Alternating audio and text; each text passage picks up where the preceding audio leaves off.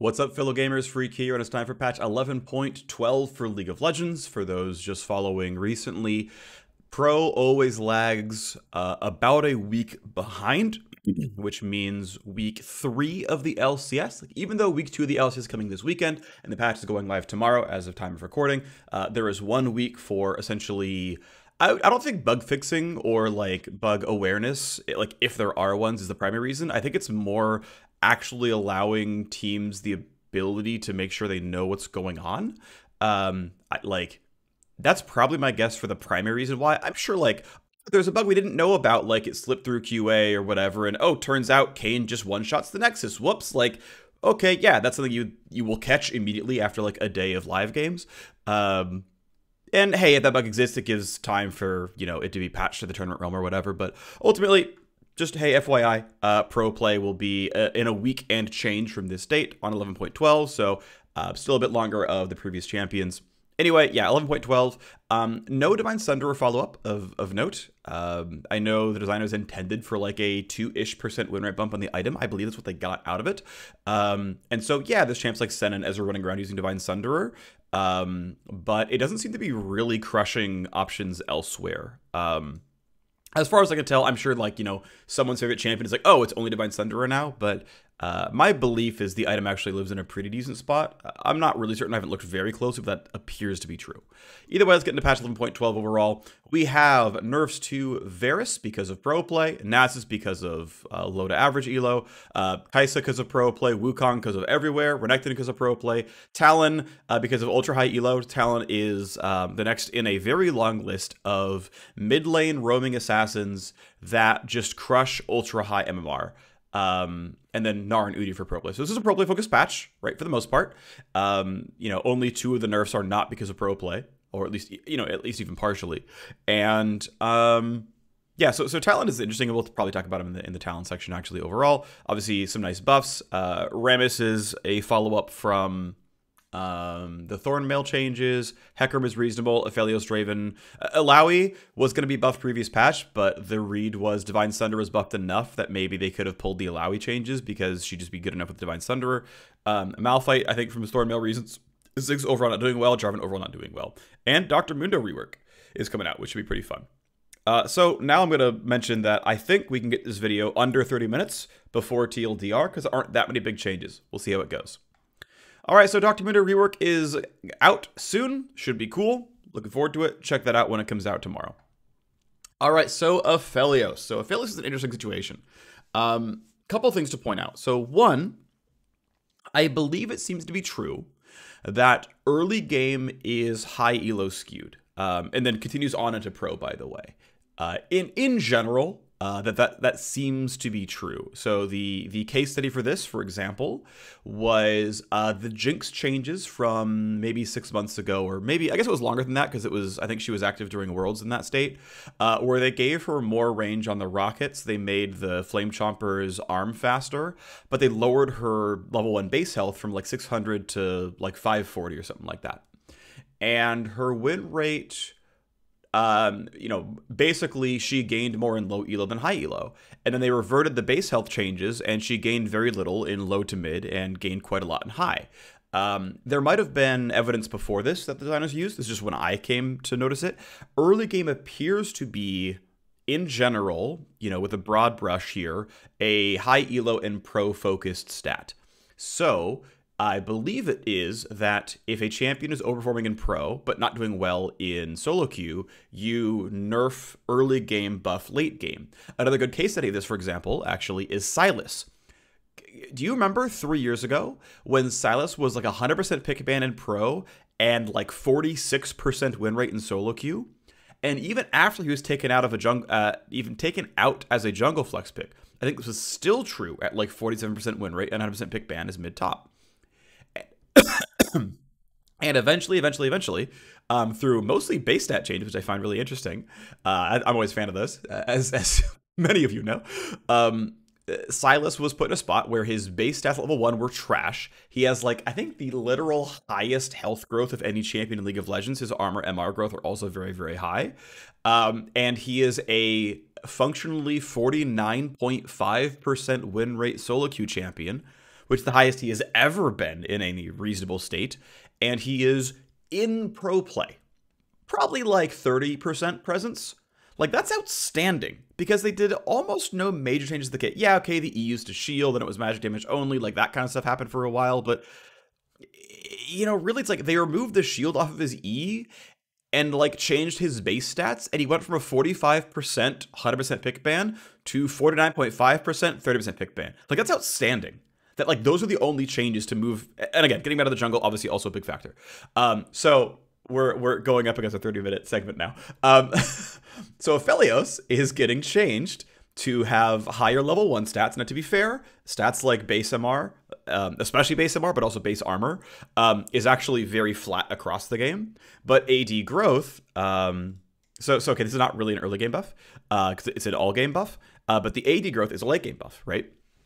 Those are the kinds of changes that tend to affect solo queue more than they affect pro play. And I'm curious, actually, if it wouldn't be too hard for Riot to look at this and be like, oh, you know, here's Azir, he's still pro skewed, have some more mana growth. I mean, they did that with Ryze last patch. They gave Ryze a bunch of health growth. Yeah, like, as long as champions aren't so far above, like, median stat growth that this isn't, you know, tenable, I think this is a reasonable choice, right? Lower level 1 stats raise stat growth. You can get these champions in that kind of situation. And again, MR is a pretty flat stat overall. Okay, so cool base stat changes with Aphelios.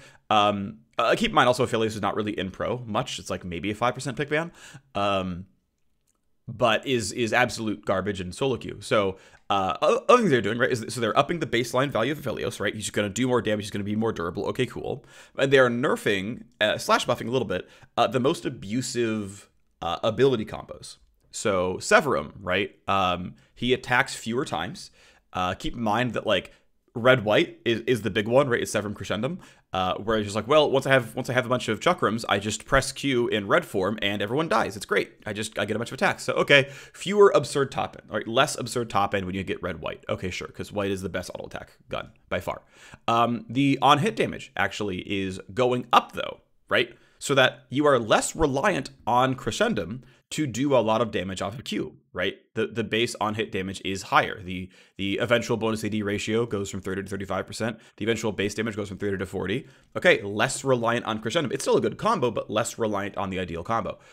Healing basic attacks. Okay, overall sustain going down, but hey, that's healing from basic attacks, aka Crescendum stuff. Healing from abilities, you know, like I'm on green red and I land the sniper Q, or I'm on Infernum and I land the Q active, right? Like, okay, right? More healing from the spell-based ones, less healing from red, white, don't fight. That's the mantra, by the way. Red, white, Aphelios wants to fight. That is how you remember this, by the way. That is how he just crushes everyone in battle. So I like this change, right? It's make more gun combos viable, because all you care about is going into red, white. And that's actually, I think, pretty smart. So, you know, thumbs up to the designer who made these changes. I think that's pretty smart. And again, you know, higher baseline for a champion who, yeah, good idea. All right, so next up is Draven. Oh, actually, we have the numbers real quick. So here is Aphelios' durability. Again, 4 flat MR, even though MR scales, so it doesn't scale that much. You know, 3.2 becomes 3.0%. Again, it's a very flat change. Sure, you know, down the line, you might buy a Hex Drinker or a QSS. So, you know, some of the endgame stuff, it's not actually 3% more durability because you add 30 MR in there somewhere, but, you know, pretty reasonable. This is Aphelios' total attack damage, counting his most common skill order, which is maxing Q first, which is the just flat bonus AD. So still, honestly, pretty meaningful. Around what here is when it caps out, and then you're just getting the, maybe I'm just an idiot. No, I think I did this right. Yeah, I did this right. Okay, yeah. Around here is where it caps out, and then, you know, just whatever. We're just gonna move on. No, I think it still caps around level 9, actually. I think it does. Whatever. We're gonna move on because I don't really care about this that much. Yeah, it caps around level 9 because this is when they're getting like +6, +7 stats. Okay. Either way, you know, moderately increased attack damage in the mid to late game. You know, you're at Mythic and you're +4 AD. That's pretty reasonable. So yeah, you know, a nominal 4% damage increase before items. And this is, again, counting the skills that give you flat AD. So yeah, you know, not a trivial amount of attack damage. Should help quite a bit. I mean, like, these changes definitely add like 1 to 2% win rate to Aphelios. And then this should be a little bit power neutral. It'll mostly hurt the really, really good Aphelios players who are really good at, you know, getting red-white to happen. And the other thing, by the way, is Crescendo's power is mostly just in attacking in red form, so the actual sentry is better, right? Because, yeah, the sentry is pretty good, sure, but, yeah, I mean, you know, the idea is to buff him straight up, because he's bad in solo queue and he's not seen in pro, so, okay, cool. Finally, now actually Draven, so a flat 5 damage and a flat 5% bonus AD ratio added to spinning axes, so here you go. Here is Draven with Q active, it does 5 more damage, here's the data table. Pretty easy stuff, but obviously pretty meaningful for his lane bullying. Yes, he does 100 damage at level 1, that's a lot, right? Be aware. With plus 100 AD, of course, it's plus 10 damage at all times, so here you go. There's your differences instead. Not a lot more to say, to be honest. It's a very straightforward damage buff. Again, it's early game focused in that the 5% he does 5% more damage at level 1, and then even, you know, later on with 100 AD, it's only 3%. So in general, this is an early game focused buff, despite the fact that the ratio is getting better. The base damage is going up by more. So okay, sure. I assume Draven is on a very, very slightly weak spot, and so on he goes. Cool beans. Next up is Gnar. Gnar definitely has a lot of attack damage for a range champion. 57 is absurdly high. That is very, very, very, very, very, very high for a ranged champion. 57 is on the top end for sure. And keep in mind, Mega Gnar already gains a million different stats on transforming. I think wisely so. Health, armor, MR, attack damage, all those are included. End of the day, it's another situation, right, where it's interesting because the way they've tried to balance Gnar for pro play is like his health is very, very low. And I actually kind of like this, right? Whenever I've done a bunch of like base stat stuff, I almost always throw out Mini and Mega Gnar because Mega Gnar has the highest stats in the game and Mini Gnar has the lowest stats in the game. And that's great. But it also shows the lengths you have to go to make transforms actually feel different. They are functionally, like, not counting like obvious absurdities like Yuumi, who isn't targetable, and Thresh, who doesn't gain armor per level. Like these are truly exceptional exceptions. It's like Gnar, and then also Kled, who does weird hacky stuff with his health bar. Like, it's also really weird. It's like, yeah, Gnar has both the lowest and highest stats in the game, and you have to be the actual that extreme to make the transform feel like you're really changing characters. And I think that's totally great. That's totally fine. I'm super on board with that. That's wonderful. It goes to kind of show that base stats really are not that different in League of Legends. Again, you can sometimes do a lot, you know, with a lot, like with Sylas from earlier. But anyway, Gnar, as Mini, has really, really high base AD. 57 is still quite high for a ranged champion. You could always posit that there's a concern that, you know, weaker players are going to last hit more poorly with less AD, but again, 57 is still pretty high. It should be totally reasonable and should work pretty well. Now, also of note, by the way, is not just his auto attack damage is down, but Boomerang is a total AD ratio, and the base damage on Boomerang is 5 at level 1. So here's Gnar's total attack damage before and after. It goes from, you know, 6.6 to 8.2%, or 9, you know, with a 90 in front. But okay, sure, losing 3.4 to 1.8, whatever. You know, still, as a range champion, this is reasonable attack damage. Again, high 50s is still quite high, but going into low hundreds is pretty reasonable for a range champion. He could stand to go lower. I will say, like, Gnar's attack damage in mini form is not punishingly low. Maybe there's an argument to be made about actually putting it low because you know, you want him to rely on hyper. Like, for example, Vayne has very low attack damage because they want her to rely on Silverbolt, which is totally reasonable. I think makes total sense. But I don't know. I don't really have strong feelings, but it's a consideration. There's certainly room for this to happen. And then we say, hey, but what about Boomerang Blade, though? Because, again, Boomerang Blade has like a 115% AD ratio and a 5 base damage. Now, the scaling on that is absurd, right? It's like, you know, as you can see, it's like plus 40 almost. Actually, I think it is plus 40. But in the early game, right, 3% less attack damage, 3% less boomerang damage, that's going to add up pretty quickly. Even around like level 7, we're solidly in the mid game. It's still 3% less attack damage and a solid 1% less boomerang damage. That's not absurd, but like, it's still less damage. And then obviously, like, by end game, who cares? Because he's going to have a stride breaker and, you know, his stat skilling's taken over and whatever else. But this does do quite a bit to lower his early bullying. Like, this is going to really, really add up. Because every time you last hit, he is going to auto Q you, right? And that's going to be 6 health you get back every time that happens. Yeah, pretty reasonable. Okay. Next up is Hecarim. Hecarim is definitely not doing all that well. After the Divine Sunderer changes, Hecarim's best mythic is indeed Divine Sunderer, but I checked a couple days ago, he is still not above 50% even with his best mythic, and that still even precludes the like really absurd open mid at 10 games where you don't even get to mythic. So you should almost always expect a little bit of win rate lift off of any first item win rate, just because it throws out the like 0.5% of games that are completely unplayable. Okay, so again, continuing on, the Hecarim is indeed an attack damage building champion. Please don't build Hecarim as tank, just go for it. So some baseline durability. I'm still not certain, and I'm not saying it's a bad change in any way. I'm still not certain if base armor being higher and overall armor and health and whatnot being higher incentivizes champions toward building tank. Because there's a couple ways of looking at it, right? So one is if you want to live 10% longer, the lower health you have, the cheaper it is to live 10% longer, right? When you have 1,500 health, Ruby Crystal is 10% more health. Boom, you did it, 400 gold. When you have 3,000 health, it takes 2 Ruby Crystals. Wow, it's twice as expensive. So in a way of looking at it, the more durability you have, the more difficult it is to be meaningfully tankier through that lens. I'm not saying it's the optimal lens, but it's one lens you could use. So through that lens, right, the more armor Hecarim has, the less he needs to buy armor, or the less he wants to buy armor, because armor is comparatively, in a way, a bit less effective. On the other hand, tank stats multiply themselves. So pretend this was like 5 health and 2 armor instead of 3 armor. It would still hold the same way.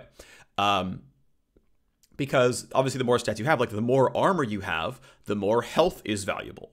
Like in terms of, okay, how can I survive 300 more damage the most cheaply?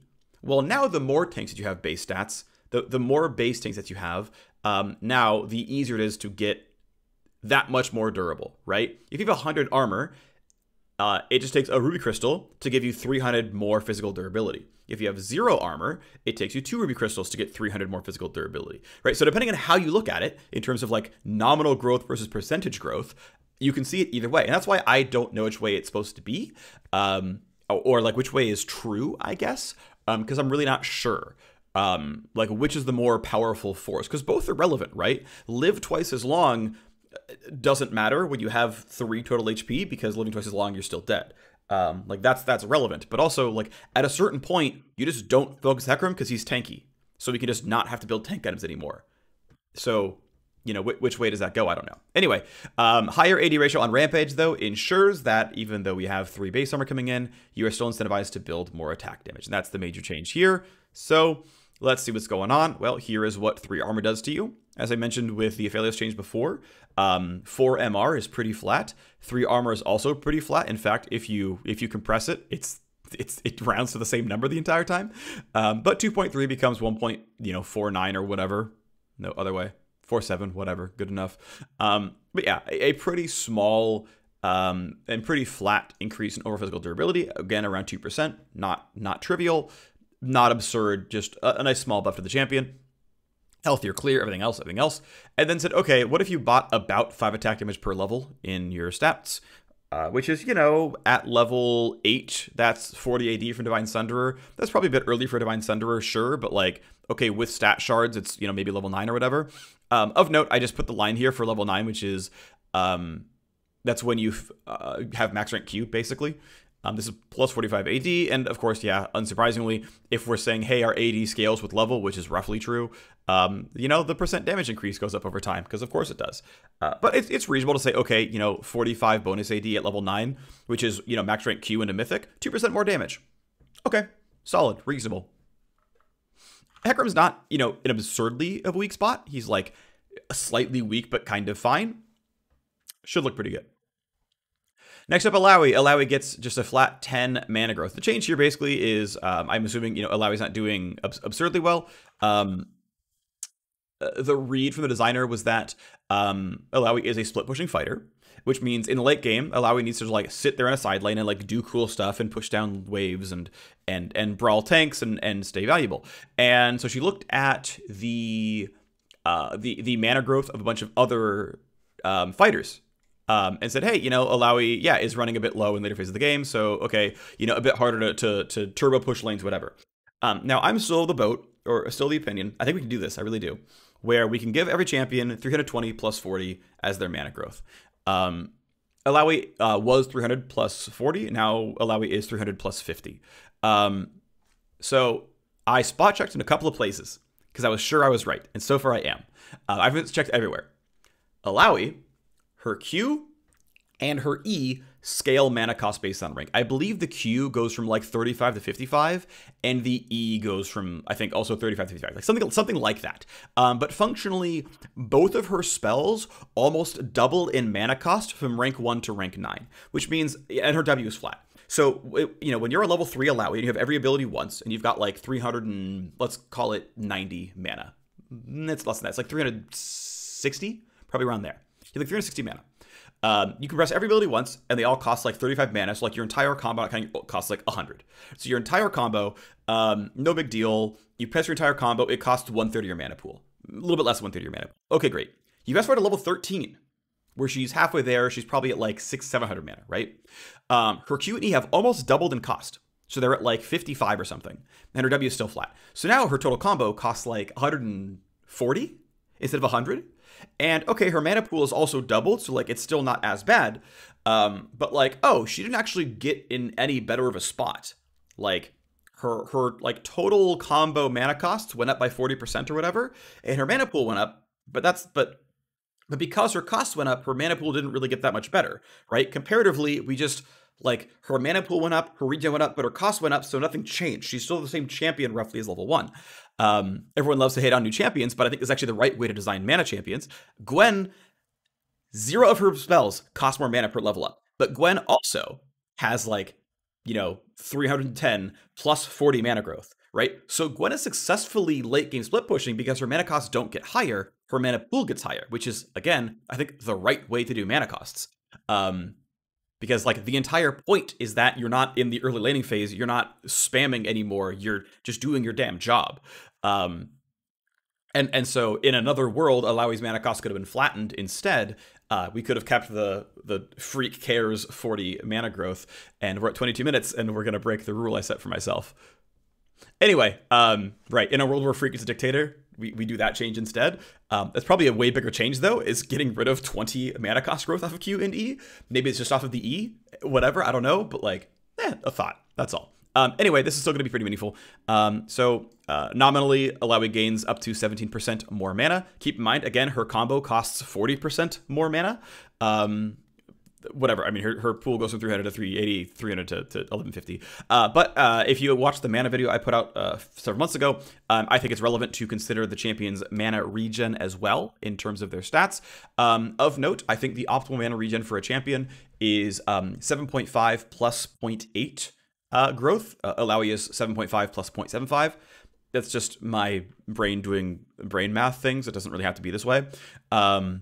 But you can see that, in terms of actual sort of mid-game to late-game split pushing, where you're actually playing around the lanes, it's like, well, if you're doing 4 minutes between recalls, to like recall in time for Dragon or whatever else, your mana pool's up 7%, right? Regen tends to be about half of the mana budget of a champion over the course of like a 4-minute sort of time frame. Just, hey, FYI, that's how that works out for most champions. Cool, here we go. Next up is Jarvan. This one's easy. Here's 3 seconds off Golden Age's cooldown. Great. Really, really good chance that Jarvan gets a second W off on a team fight. This pushes him pretty hard towards trying to get ability haste in his core build. Like, he's going to try pretty hard to buy ability haste. It means actually Frozen Heart goes up in value here. Because getting a second W, like, you have to like realize that, like, fights on average take X amount of time, right? Call that 6 seconds, call that 8 seconds, whatever you want to call it. The ability to get a second W off in that time frame is a really, really big deal. It's why, like, an ult cooldown going from 120 seconds to 130 seconds doesn't mean very much, because in so many cases, it's not going to do that much for you. Or similarly, a cooldown going from 30 seconds to 35 seconds often won't change anything, because it's up basically once per wave. Anyway, that's a little bit weird because, casting it per mini wave, but like, it's going to be up once per team fight regardless. But going from, 12 to 9, certainly percentage-wise, it's 25% off. It's a really big deal, but you can really, really, really get several Ws off because of this. You're going to try to get ability haste, try to get several Ws off. That's going to feel really, really good. Next up is Kai'Sa. Kai'Sa definitely overtaking Pro a little bit. Win rate and skill Q doesn't seem to be that egregious, but this is the new thing, and I'm looking at it a lot more. Early game focused nerf, right? Kai'Sa can use Q to wave clear to set up the wave, maybe set up for a threshold, whatever, but it's going to be down for the fight. Keep in mind, level 9 takes a while for AD carries. For mid laners and top laners, level 6 is at 6 minutes. For AD carries, they're like 4, almost 5 at that point. Level 9 is around the time the Mythic is coming online. But it's going to take a while to walk off this nerf, so it's going to be felt for a while. This is going to be pretty meaningful. And again, being an early game focused nerf means it should be a pro focused nerf. Should be pretty cool. So I dig this. Next up is Malphite getting a flat 5 damage on not the first hit W, but like the afterwards auto attacks. It's 5 flat damage and a 50% increase to the armor ratio. This is a total armor ratio. Malphite maxes W last. There's no reason to change that based on this change. And so what I chose here for my numbers was Malphite's sort of percentage shield is broken. Because that triples the armor growth of the W. So he just has like the baseline W armor gain, and then we look into this. So here's the amount of damage. Of course, at rank 1 is 50% higher, because of course it is. 10 becomes 15, and 10 becomes 15. But hey, that's pretty meaningful, right? 50% more damage on one of your abilities, asterisk there a little bit, for the vast majority of the game. That is a very large buff. This should mean quite a lot. This should mean a lot for wave clear. This is, again, early game focused, a little bit pro-facing.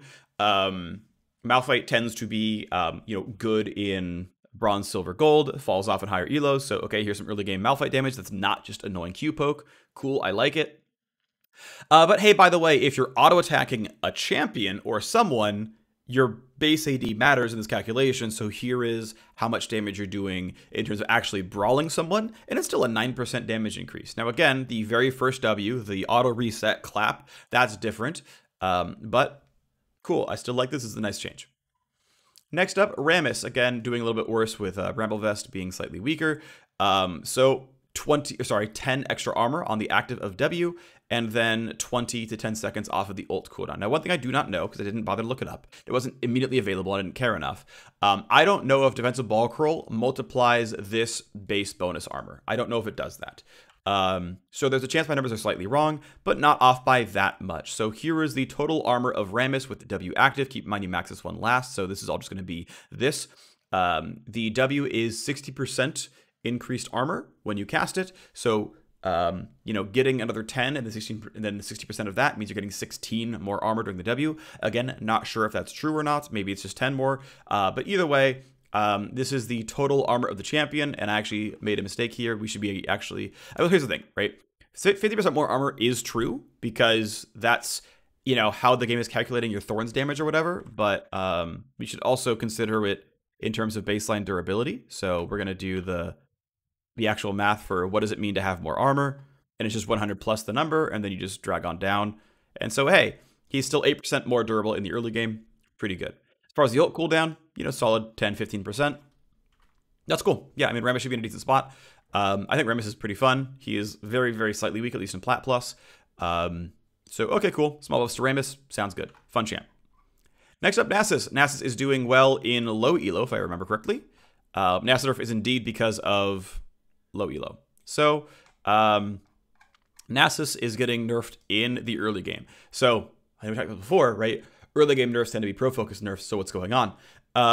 So here's where there's maybe an asterisk, and maybe the situationally this makes sense. Nasus already does not have an early game. Nasus, if you didn't get counterpicked by him and know what you're doing, you should just completely crush Nasus in the early game in like 80% of matchups. And Nasus in higher elo is sitting there trying to live, trying to hide, trying to like stay alive, get Qs when he's allowed, and then get to mid game. And then for mid game on, Nasus is fine. Nasus actually doesn't really fall off in the late game because Q stacking is actually pretty good. It's easy to get ability haste. He actually has good optimization paths. He's actually fine late game. But the worse you are at the game, the worse you are at punishing early games. So this is the weird thing, right? Where if he has less sustain in the early game because like players are bad at punishing Nasus, they've got more windows to punish the Nasus. There's an argument here. I'm not sure it's true, but it's a line of reasoning that I can kind of accept. Where like his early game is already in high elo, he cannot free hit. He is not allowed to free hit and sustain back up off the waves. In low elo, he is. So if we nerf the thing he can only do in silver and can't do in diamond, then okay, it is a silver focused nerf. I can accept that argument. I'm not 100% sure that's true, but I think it's interesting to look at. And of course, it's shouldn't be that hard to track Nasus win rate patch over patch and see if this happened or not. All right. And we're 30 minutes in. I failed. I'm sorry. Renekton is doing less healing overall. Basically, non-champ healing is down by about a quarter. Empowered non-champ healing down by about a third. No, well, kind of. This is down by a third. The ratio's down by a quarter. The ratio's down by a quarter in both cases. Okay, sure, whatever. So here we go. Here is Nasus lifesteal, by the way. Again, means more in the early game, and especially once you like get Divine Sunder around here. There's extra more life on hit, so you really don't need to care as much late game, but still relevant, don't get me wrong. But here is Renekton's Q minion healing before and after. Right, nerfed more early game, nerfed less in the late game. Again, Renekton is a pro problem, so it's an early game focused nerf. Here's the ratio change. The ratio is actually nerfed by less overall. Just in general, the ratio is nerfed by less because, again, it went down by, well, okay, argument to be made, right? This went down by 1/7 at the late game, and this went down by a quarter. So, argument to be made that, okay, the late game is less nerfed, the early game is more nerfed. That's what we'll say, right? Because the early game is nerfed by a third or a quarter, and then the late game is nerfed by somewhere between a quarter and 1/7. Okay, sure. Let's move on, though. But anyway, just kind of note, because I want to start keeping track of this stuff, how much AD does it take to double the damage of the ability? And max rank was 175, now it's 200. 200 AD to double an even lower amount. So yeah, okay, cool, definitely weaker. As far as the empowered Q is concerned, this one actually remains sort of similar, right? Where it's just triple whatever it was before. So down by a third in the early game, down by a seventh in the late game. AD ratio, again, triple from before. It's the exact same thing. It's down by a quarter. So, again, more of an early game nerf than a late game nerf. That's generally true here for Renekton. Sustains less well, can be fought back against a bit more often. So that means he can't take as many aggressive trades and just Q heal back up afterwards. Next up is Talon. So Talon is basically getting W1 weakened, W2 is a bit stronger. The total damage is the same. The AD ratio is slightly lower.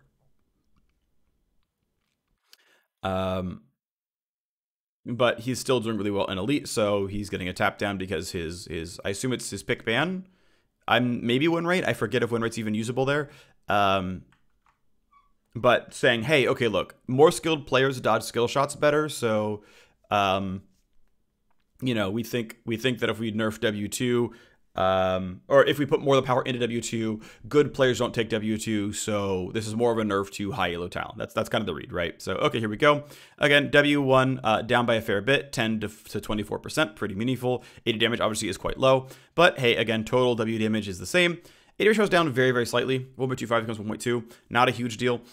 Worth pointing out, and I've mentioned this before, I think high ratios tend to be a bit high elo skewed, just because more skilled players farm better. So the more of your kit is locked behind high ratios, the more you're a pro-focused champion. I think this is one of the small problems we have with Tristana, where Tristana's explosive charge is incredibly ratio heavy, and I would like the champion to have a bit more, that ability to have a bit more like base value. It's also one thing that's up with Kai'Sa. Of course, Kai'Sa's in a weird spot because the designers really want to incentivize Kai'Sa like building a certain kind. Like they don't like I think they're okay with her getting all three evolves. Like if she wants to, of course she can. But the idea with Kai'Sa seems to be that you're not just like Omni Kai'Sa, you're just not all Kai'Sas at once. It's like, no, we need the AD ratio on Kai'Sa Q to be pretty aggressive so that AD Kai'Sa feels like AD Kai'Sa. And AP Kai'Sa should feel like AP Kai'Sa. Like the W is really good, and like you get the plasma damage, and like that stuff's really valuable. And the ult is kind of agnostic, whatever, sure, that's fine. But that is usually the idea of hybrid champions. The goal of hybrid champions in the design of League of Legends is if the AD build has meaningfully different outputs from the AP build. Right, so Kai'Sa Q does physical damage and has an AD ratio. Kai'Sa passive and W deal magic damage and have an AP ratio. Now, to be fair, Kai'Sa W has a total AD ratio as well, so it like automatically just scales no matter what, but that's somewhat reasonable. but you know, it does try to make them play a bit more differently, right? Instinctively you think of AP Kaisa as the W spam character. You instinctively think of AD Kaisa as, you know, a bit more of the assassin, where yeah, my Q does really good damage, it has like 350 base damage, we try to one shot somebody. That's intentional, that's good design. But if your ratios suck, you have no reason to build more attack damage. You might as well just chase the other evolves down, and now you have this sort of flat sort of build. Not that there's not more room for Kaisa to have different ratios and whatnot, but that's kind of the idea. Now, Talon's in a spot where we're not going to see tank Talon anytime soon, I don't think. But if the ratio was low enough, like this was like a 0.7 ratio, you probably just start seeing Bruiser Talon instead. We had this with Echo before. We had this with several other champs before, where you just like, you'd build fighters as full tanks because the ratios weren't good enough. And so it's like, well, Echo rewards you for hitting the same target 3 times. So instead of like playing the risky style and one-shotting with hitting it 3 times, let's just be tanky and just guarantee to get the damage off, and then like stun the whole team with a W, and we're good. So you have to be careful with that. But in general, just by the way, ratios tend to be high elo focused because better players farm better, but everyone gets XP'd by just sitting in lane. So that is another, like, you know, high elo skewed tuning lever that exists there. Next up is Udyr getting the full revert on the Phoenix Dance damage. The cone damage is, you know, back down by 0 to 30, or sorry, 5 to 30, eventually 35 at level 16, which is a pretty rare sight to be in. AP ratio is up though, which is fun. So that's kind of neat. So here is the Phoenix damage. Just, you know, outright keep in mind 1 through 15. It's you know, ranks 1 through 5. You're right. You stop here. And then bam, at 16 you get next rank. I actually like that. I think it's a great change. That happened, you know, several years ago. But then, okay, but a lot of the times the Phoenix damage is part of an auto attack. So here's how much the damage it is with his base AD involved as well. Okay, sure, that's there. Fair enough, makes sense. Yeah, okay, I dig that. You know, obviously less of a nerf when your AD is involved. Also, kind of note, like how flat this is. I just kind of think it's kind of cute. Just interesting a little bit. That's all. You know, runs around a little bit, but there you go. The AD kind of keeps up with it all. Okay, so of note, the AP ratio is up by 14%. So every, 100 AP is 10 more damage. So 100 AP at rank 2, another 100 AP at rank 4, 300. So 250 AP at rank 5 is not realistic. That's at Mythic. So if you were an AP Udyr player, you were definitely in a weaker spot for the first long while. Once you get to 300 ability power, which is probably going to be before level 16, that's when you get a bit more going on. That's when you're finally stronger. But unlucky, yeah, okay, they're compensating, sure. I don't know if AP Udyr is actually slightly strong or not, but this should be enough of a nerf that, yeah, Udyr can finally disappear from the pro meta, or just be there situationally, which is fine. All right, so next up is Varus. Varus, the damage on Blighted, Quiver, Missing Health is actually not based on W rank or Q rank. It's actually based on Varus's level. It's actually an innate scaler that is just fully passive no matter what you put points into. So of note, I mentioned this on the LCS broadcast as well because I got it from the designer who wrote it. 30% of Varus's in gold minus do not ever use the W active. Now, I'm sure that's mostly skewed toward bronze and low silver, sure, whatever, but like I have a bunch of friends who are mid-plat that I play with a lot, and the last time either one of those two players played Varus, they also didn't press W the entire game. So, and the excuse was I haven't played Varus in 3 years. I was like, okay, sure, whatever, but like that's still a true fact that players don't press W sometimes, and it's honestly pretty valuable. Anyway, what this means ultimately. So one, I think the usability design of W is pretty poor. If a quarter of all players or something don't hit the button, that means you screwed up somewhere. On the other side, the other thing to point out basically is because even just pressing W is a pro-focused thing or a elo skewed thing, and I'm sure using it well is also an elo skewed thing, more so than other champions, where it's like, look, any idiot can like hit Q on Rumble and use Flame Spitter. Like, no one doesn't use the stuff. Yeah, you can use the champion improperly, whatever, he's skill testing, but like, the fact that they don't even use the ability at all is, whew, okay. So basically, Varus is actually not OP in solo queue. at least, you know, plat plus, wherever, gold minus, whatever. It's fine. He's actually totally fine. He's a very balanced AD carry. He's a bit of a good laner, sure, but he's just balanced. But he's pretty much 100% pick ban in pro. Pretty much 100% pick ban in pro. He is like elite skewed, all that stuff. So, okay, turns out this ability is elite skewed.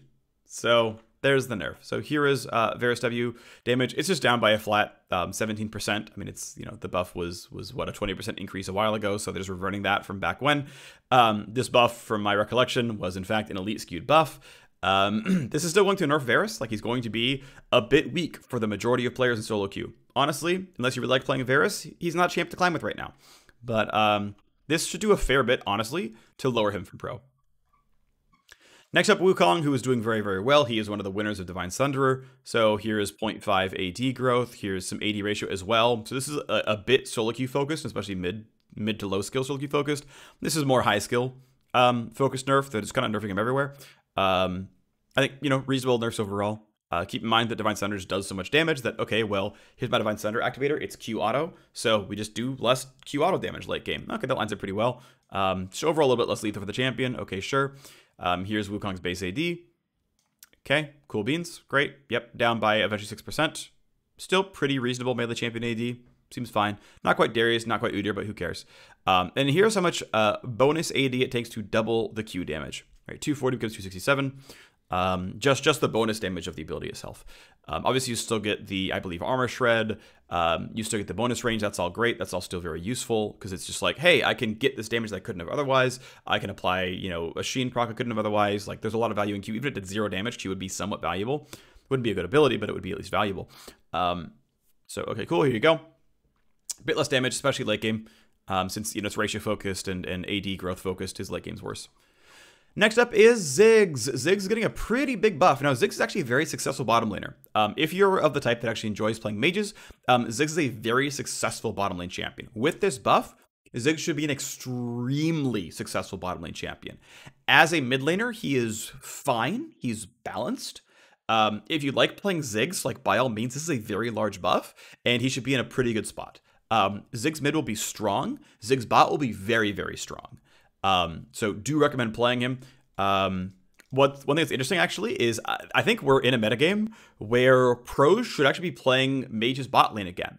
And the primary reason is because marksmen are so common in mid, and physical damage is really common out of top jungle, and top jungle are doing more and more damage because we're seeing, you know, more fighter play styles. Like, we're seeing a bunch of, you know, Divine Sunderer, you know, Volibears and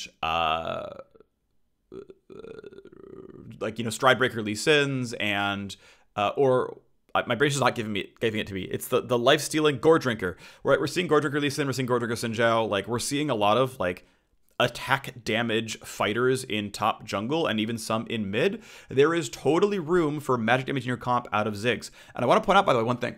I'm going to talk very briefly around Rumble, as we're clearly going to go to an hour in this patch rundown, but counted the TLDR this time.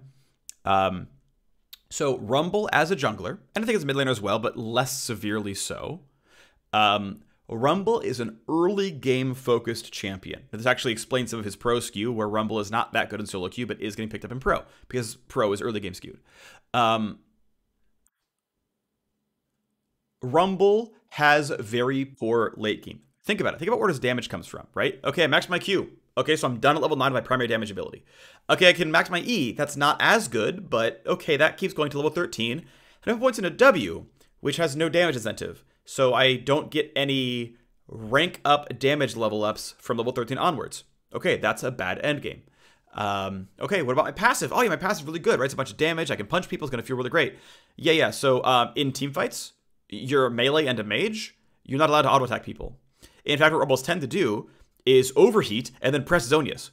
They would literally Zonias themselves during overheat. I'm not saying that's wrong. It's what players have taught themselves to do, at least what skills players have taught themselves to do, because of what they feel to be correct. I'm not saying they're wrong, but I'm saying that his W doesn't get a damage rank up. His passive functionally turns off in the late game, and the ultimate, by the way, has a very, very, very bad AP ratio. Just in general, it's really, really, really weak. So Rumble is done scaling fast. which means if you don't lose early game to Rumble jungle, and in many of these team comps, Rumble is the only magic damage in the team. Like, here's the funny thing, right? People are telling themselves, hey, it's really important with an AP jungle that you mix your damage types, you know? It's like important to get an AD top or an AD mid, and often both. But they have AD top, AD mid, AD bot, and Rumble's the only magic damage. And guess what? Everyone gets to ignore MR and stack armor. Because Rumble cannot solo kill, or even deal meaningful damage to the Gore Drinker, Randuin's Omen, plated steel caps Renekton. That champ doesn't die to Rumble. Not at level 14. He's fine. So this is all to say, Ziggs bot lane is good. Objectively is good. Is even better now, right? Is I'm gonna say overpowered now as a bot laner. And by the way, teams actually need more magic damage threats more often than you think. And it works really well in a bot lane because like no one cares about damage type synergy for jungle bot. Because like, okay, who cares if Nautilus bought steel caps? Because Ashe isn't buying anything. Like, she's not rushing Hexdrinker because of Rumble Ziggs. She's not. She might go Merc Treads, but we still have Trist mid and Lee Sin top. It's fine. No one cares. So, you know, do want to point that out. The Inferno Bomb running faster across the map, that is great. That is really, really good. That I think that's going to be a pretty huge buff. And this buff is obviously pretty huge as well. So here is Ziggs' Q damage before and after. A very large buff. 285, by the way, is an extremely high base damage for an ability. This is very, very, very, very, very, very strong. One other thing of note, by the way, is Ziggs actually has a very poor AP ratio on his Q. If, you know, and this is actually one thing that I think is actually really valuable, is this wouldn't be that hard to build like an automated repository for. I think it would actually be worth building because I mean, I love data-informed decision-making. Like, I'm a really big fan of like the balance oracle where it's like, okay, this champ is under win rate in everywhere, and this champion is over win rate in pro play, so, or over pick rate, whatever, right? Like, I think that makes a lot of sense, right? Here's what pros are choosing, here's what challenger players are choosing, and here's what's actively winning gold and plat and whatever games. I think that's actually great. I'm a huge fan. I think it's wonderful.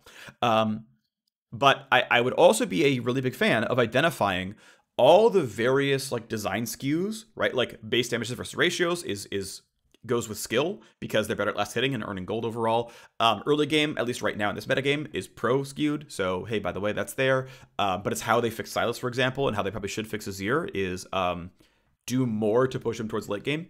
Like that, you know, the last Azir nerf they did was minus 10 damage off the soldiers, and it took them a while, but Azir is now dead, right? Azir is gone from the metagame. Because players eventually realized, oh, indeed, they should probably just stop playing Azir. Because, in fact, yeah, he isn't good enough anymore. It took him a while. So, anyway, I think that tends to be true. So, anyway, building a repository of, like, hey, how good are various champions' AD and AP ratios? And then, like, kind of checking that against their pro and high elo and low elo, like, skews basically, and confirming first of all if this is even true, if low ratios tend to be low elo skewed. I think it's probably true actually, and high ratios tend to be high elo skewed. I think this is again true because people are good at farming. I think it logically makes sense. And saying, oh, well, there's a reason why, you know, Ziggs is good in, you know, platinum League of Legends where people average like 6 CS a minute, and why we don't see him in pro. It's like, well, because Ziggs is really, really bad AP ratios. He doesn't scale well with gold. You compare to Kai'Sa, who scales really well with gold, and it's like, yeah, Ziggs, his baseline's higher, but like, when they both have 15,000 gold, Kai'Sa's the better champion. And that's not as hard to get in Diamond 2 as it is in Gold 3. So, you know, I think there's something there. Anyway, this is to say that Ziggs is on the slightly weak side of bad AP ratios. I tend to see you know, between like 330 and 400. So he's like, you know, kind of on the tail end of like average in my like very only moderate spot checking. I've probably looked at maybe a quarter of mages at this point in time. But that seems to be where stuff lies in most cases. So yeah, okay, he's kind of outside that now, but you know, an interesting experiment at some point in time. I may build that one out. We'll see. Either way, under 50 minutes. That's what I said. 50 minutes is half an hour. If an hour is 100 minutes. Buffix QOL, upcoming skins. Alrighty. TLDR patch 11.12 hitting pro in a bit over a week's time. Dr. Mundo rework is coming out. Looks cool. Aphelios has better AD growth, better baseline MR, and functionally what these changes mean is red-white gun combo, pew pew pew, a bit less powerful. Other parts of those abilities, as good or better. More or less is going on there. In general, roughly true. So, you know, the optimal Aphelios is red-white, take a fight. That goes down to his top end. That's like very, very min-max skewed. That's going down. Everything else a little bit stronger, especially with the AD growth and magic and whatnot. Obviously, you know, things like, you know, bonus AD ratios aren't going to affect maybe AD growth, but yeah, more durable, more damage. You know, other parts of the kit stronger. Cool. Draven gets a 5 flat damage added to his Q and 5% added to the bonus AD ratio there as well. Draven should be quite a bit more powerful. Better lane bully, early game focus. Even with this ratio buff, it is still an early game focus buff. So, stronger champion, early game, cool beans. Gnar loses 2 AD, which affects not only his auto attack, but also the boomerang blade, or just the boomerang in general, which at rank 1 has 5 base damage and 1.15 total AD. So it's going to hit his auto attack and his Q at basically full power with this nerf. So it's going to be a bigger nerf than you might think because of that total AD ratio. As time goes on, it means less, but still. Hecarim gets 3 armor and 10% on the Q ratio. Pretty meaningful. Should become like I think it's like a 3% more Q damage at Mythic, roughly. And then, you know, goes on a little bit more from there. So should be pretty solid.